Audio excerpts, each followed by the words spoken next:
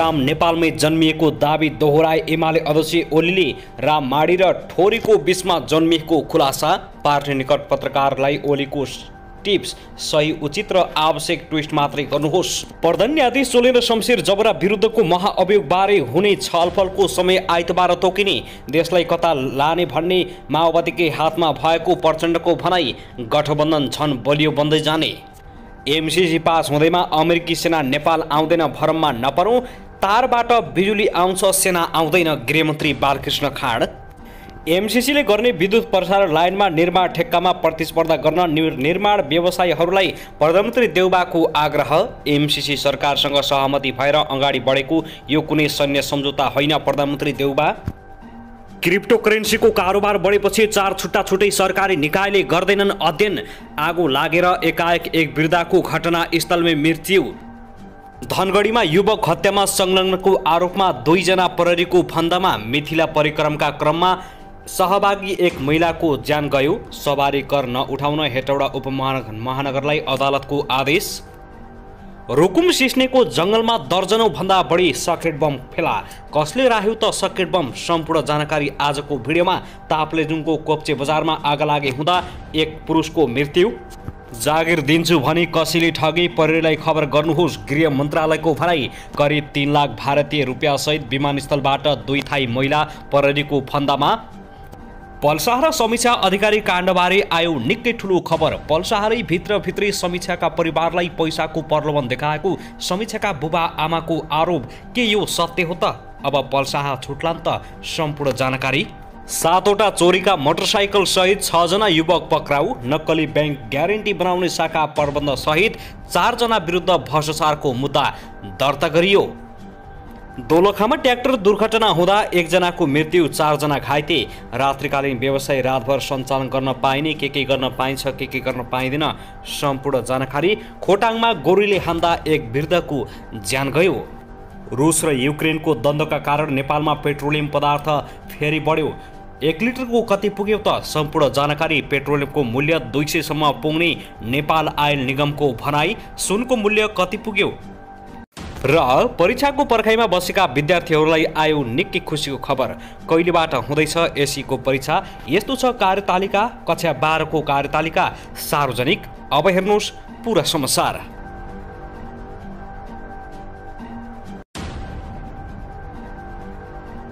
दर्शकबिन नमस्कार। YouTube channel Nepali खबर मिडियामा तपाईहरूलाई हार्दिक स्वागत छ। यदि हाम्रो च्यानललाई अहिलेसम्म सब्स्क्राइब गर्नुभएको छैन भने सब्स्क्राइब गरी नजिक रहेको बेल आइकन दबाई हामीसँग जोडिनुहोला। दर्शकबिन सदा झैं आज पनि हामी तपाईहरुमाझ देशभरका विभिन्न खबरका साथ उपस्थित भइसकेका छौं। यो भिडियोलाई अन्तिमसम्म हेरी हामीले साथ दिनुहोला। दर्शकबिन हाम्रो मेहनतको लागि एउटा सानो लाइक गर्न भनी नभुल्नुहोला।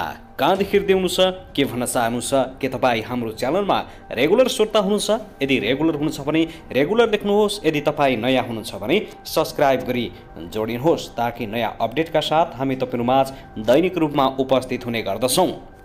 दर्शकबिन आउनुहोस् आजको पहिलो खबरतर्फ लागौं। शहरी विकास मन्त्री रामकुमारी झाँक्रीले अहिलेको महँगी सरकारको नियन्त्रणमा नभएको बताएका छिन्। नेपाल निर्माण व्यवसाय महासंघको 13औं साधारण सभालाई शुक्रबार काठमाडौँमा सम्बोधनका क्रममा अहिलेको महँगीको दोष सरकारले लगाउन उचित नहुने बताएका छिन्। आजको महँगी हाम्रो नियन्त्रणमा छैन। रसिया युक्रेन युद्धको मात्रै असर होइन, खाडीमा तेलको भाव पनि बढेको छ।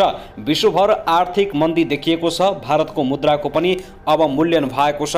उनले भनिन् त्यसको प्रभावमा नेपालले डलरको मूल्य अत्यधिक तिर्नुपर्ने चापका कारण महँगी बढेको हो। हाम्रो नियन्त्रणमा नभएको कुरालाई निर्माण व्यवसायले पनि अपेक्षा गर्नु भएन। मन्त्री रामकुमारी झाँक्रीले विकास निर्माणको काम समयमा सम्पन्न हुन नसक्नु र गुणस्तरीय काम हुन नसक्नुमा सरकारी संयन्त्रको पनि कमजोरी रहेको बताएका छिन्। विकास निर्माण समयमै सम्पन्न गर्न योजना छनौट, स्रोतको सुनिश्चितता तथा निर्माण व्यवसायको प्रभावकारिता र जवाबदेहिता अनिवार्य शर्त भएको उनको भनाइ छ। निर्माण व्यवसायले गरेको कामको नियमन गर्नु सरकारको सम्बन्धित निकायको जिम्मेवारी भएको भन्दै मन्त्री झाँक्रीले कानुनमा भएका छिद्रका कारण सरकारी संयन्त्रले प्रभावकारी काम गर्न नसकेको बताएका छिन्। अहिले खास गरी कुनै पनि आयोजनाका सन्दर्भमा समयमा सम्पन्न नहुने, ती आयोजनाहरू अल्पत्र हुने, त्यसले दायित्व सिर्जना गर्ने, चालु रहेका छन् भने पनि त्यसले टाइम र कष्टको ओभरल्याप हुने जस्ता विषयहरूलाई हामीले संवेदनशील ढङ्गले हेरेका छौँ। यसो गर्दै गर्दा केही कुराहरू सम्बोधन भएका छन् उनी भनेका छिन्।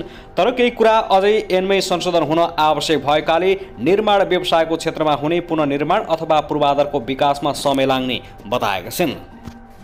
दर्शकबिन त्यसैगरी आउनुहोस् अब अर्को खबरतर्फ लागौँ। नेकपा एमालेका अध्यक्ष तथा पूर्व प्रधानमन्त्री केपी शर्मा ओलीले आफू नेतृत्वको सरकार ढाल्ने न्यायाधीशलाई अमेरिकाबाट इमेल आएको दावी गरेका छन्। नेकपा एमालेका पत्रकारहरूको संगठन प्रेस चौतारी नेपालको 9औं राष्ट्रिय महाधिवेशनको आज पोखरामा उद्घाटन गर्दै ओलीले न्यायमूर्तिमाथि सरकार ढालेको गम्भीर आरोप लगाएका छन्। उनले भने एकजना न्यायाधीशको अभिव्यक्ति हुन्छ, एउटा इमेल आउँछ, अमेरिकाबाटै इमेल आउँछ, केपी ओलीको सरकार ढाल्नु नै थियो, नढाली भएको थिएन। न्यायाधीशको के बिगारिदिएको थियो त्यो सरकारले। ओलीले वर्गीय पूर्वाग्रह र विकास विरोधीको षड्यन्त्रको हिस्सेदार भएर न्यायाधीशहरूले आफ्नो नेतृत्वको सरकार ढालेको गम्भीर आरोप लगाएका छन्। संविधान बाहिर गएर सरकार ढालेको भन्दै उनले अदालतले सरकार बनाउने गलत अभ्यास सुरु भएको बताएका छन्। संविधान बाहिर गएर सरकार ढालियो। ओलीले भने संविधान बाहिर गएर जननिर्वाचित प्रगतिशील सरकारलाई ढालेका छौँ। संसदले सरकार बनाउने र भत्काउने गर्दछ। संसद र जनप्रतिनिधिको काम हो, अदालतको होइन। तर नेपालमा एकपल्ट एकजनाले भनेका थिए गोरु ब्याउँदैन भन्थे, सर्वोच्च अदालत गोरु ब्यायो। अहिले गोरु ब्यायो मात्र होइन, 5वटा बाछा पनि पाएको छ। दर्शकबिन त्यसैगरी आउनुहोस् अब अर्को खबरतर्फ लागौँ। केही दिन अघि धनगढीमा एक युवकको हत्या गरेर फालिएको घटनामा प्रहरीले 2 जनालाई पक्राउ गरेको छ। जिल्ला प्रहरी कार्यालयले हत्या आरोपमा पक्राउ परेका उनीहरूलाई आज शुक्रबार पत्रकार सम्मेलन मार्फत सार्वजनिक गरेको हो। कैलालीको प्रहरी प्रमुख तथा प्रहरी उपरीक्षक एसपी विश्व अधिकारीका अनुसार हत्या आरोपमा पक्राउ गरिएका बाजुराको खप्तड छेडदहका राजेन्द्र बुढा र भूपेन्द्र बुढालाई सार्वजनिक गरिएको हो। बुढा दहिले मिलेर कुलदीप गुप्ताको हत्या गरेको प्रहरी अनुसन्धानबाट खुल्न आएको छ। सोमबार धनगढीको वडा नम्बर 5 शिवनगर र जाई जोड्ने सडक छेउको नालीमा भारतको उत्तर प्रदेश स्थित शाहजारपुरका अन्दाजी 42 वर्षीय गुप्ताको शव फेला परेको थियो। बाटो हिँड्ने एक युवतीले सोमबार बिहानै पौने 10 बजेतिर युवकको शव देखेपछि प्रहरीलाई खबर गरेकी थिइन्। प्रहरीले गुप्ताको हत्या भएको निष्कर्ष निकालेको थियो। गुप्ता भारतबाट धनगढी शिवपुर धाम नजिक डेरा गरेर बस्दै आएका थिए। घटना थाहा पाए लगतै प्रहरीले अनुसन्धान कार्य तीव्र पारेको बताएको छ। त्यसैगरी उता भने मिथिला माध्यमिकी परिक्रमामा सहभागी एक महिलाको मृत्यु भएको छ। मृत्यु हुनेमा महोत्तरीको भङ्गहा नगरपालिका 3 भङ्गा टोल बस्ने 55 वर्षीय तिलिया देवी मुसहर रहेको प्रहरीले जनाएको छ। भङ्गवा नगरपालिका 9 कञ्चनवन स्थित आधारभूत विद्यालयमा विश्राम गरिरहेकी महिला शुक्रबार बिहान मृत अवस्थामा फेला परेकी हुन्। घटना विषयमा अनुसन्धान भइरहेको जिल्ला प्रहरी कार्यालय महोत्तरीले जानकारी दिएको छ। अघि पनि परिक्रमको 5औं दिन गत सोमबार जलेश्वरमा बेहोस भएर एक महिलाको मृत्यु भएको थियो। माध्यमिकी परिक्रममा सहभागी भारतको बिहार राज्य स्थित मधुबनी जिल्लाको भाइसपट्टी थाना बासुपट्टी बस्ने राजेन्द्र शाहकी 50 वर्षीय पत्नी परिमला देवी शाहको मृत्यु भएको थियो।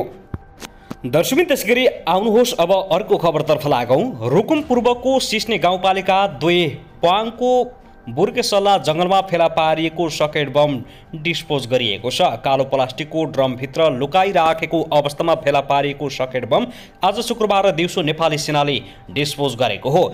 ड्रम बाहिर 2वटा र ड्रमभित्र 8वटा गरी करिब 10वटा सकेट बमलाई नेपाली सेना र नेपाल प्रहरीको टोलीले बम डिस्पोज गरेको वडाध्यक्ष जीवन केसीले जानकारी दिएका छन्। बिहिबार हिजो दिउँसो बाख्रा चराउन जङ्गलमा गएका स्थानीयले शङ्कास्पद वस्तु देखेपछि वडा कार्यालयमा जानकारी गराएका थिए। वडाले इलाका प्रहरी कार्यालय प्वाङमा खबर गरेको थियो। शुक्रबार आज बिहान जिल्लाबाट गएको नेपाली सेना र नेपाल प्रहरीको टोलीले बमलाई डिस्पोज गरेका हुन्। 10 वर्षे सशस्त्र जनयुद्ध क्रममा तत्कालीन नेकपा माओवादीका सेनाले लुकाएर राखेको सकेट बम रहेको वडा अध्यक्ष केसीले बताएका छन्। त्यसैगरी आउनुहोस् अब अर्को खबरतर्फ लागौँ। त्रिभुवन अन्तर्राष्ट्रिय विमानस्थलको विस्तारा एयरलाइन्सबाट नयाँ दिल्ली उड्न लागेका 2 जना थाई महिलाहरूलाई प्रहरीले करिब 3 लाख भारतीय रुपियाँ सहित पक्राउ गरेको छ। पक्राउ पर्नेहरूमा बिहिबार उडान नम्बर UK 156 द्वारा काठमाडौँबाट भारतको दिल्ली जान लागेका थाई नागरिक 32 वर्षीय वान सिया जन्टसान र 41 वर्षीय वारापोन खुन्सो वान्ट रहेको प्रहरीले जनाएको छ। उनीहरूले बोकेको खण्ड ब्यागेजलाई त्रिभुवन अन्तर्राष्ट्रिय विमानस्थलको अन्तर्राष्ट्रिय उडानतर्फको प्रस्थान ह्यान्डल ब्यागेज चेकिङ गरिएकोमा चेक जाँच गर्ने क्रममा उनीहरूको ब्यागबाट उक्त रकम फेला परेको प्रहरीले जनाएको छ। प्रहरीले वानसिबा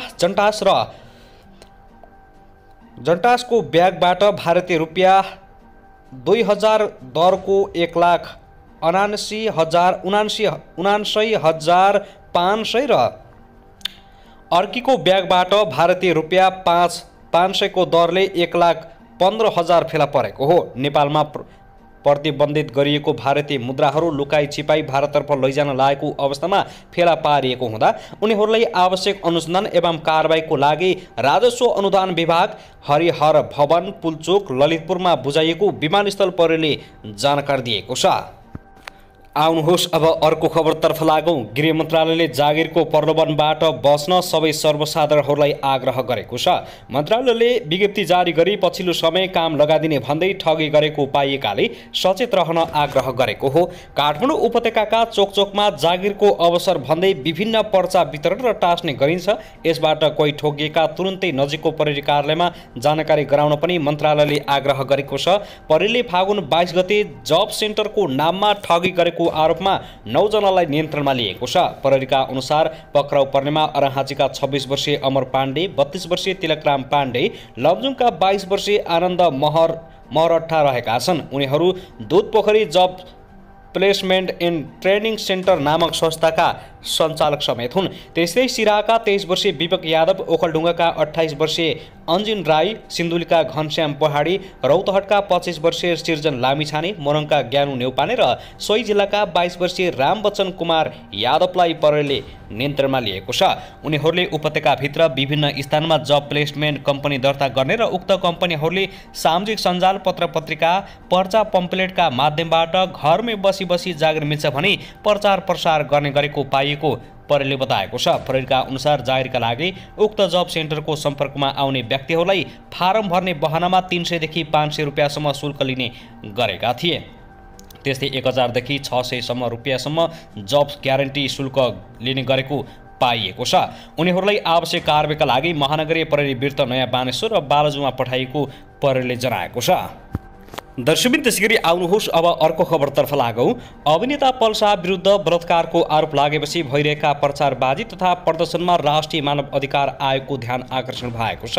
शुक्रबार प्रेस विज्ञप्ति सार्वजनिक गर्दै आयोगले अनुसन्धान प्रक्रियामा संयमित भई सघाउन आग्रह गरेको हो। प्रहरीले अनुसन्धान गरिरहेको अवस्थामा विभिन्न सञ्चार माध्यम तथा सामाजिक सञ्जालहरूमा आरोपका पक्ष र विपक्षमा भइरहेका प्रचारबाजी, प्रदर्शन तथा सार्वजनिक अभिव्यक्तिप्रति आफूहरूको ध्यान आकर्षण भएको र विभिन्न माध्यमबाट अनुगमन तथा सूचना सङ्कलन पनि गरिरहेको आयोगले विज्ञप्तिमा जनाएको छ।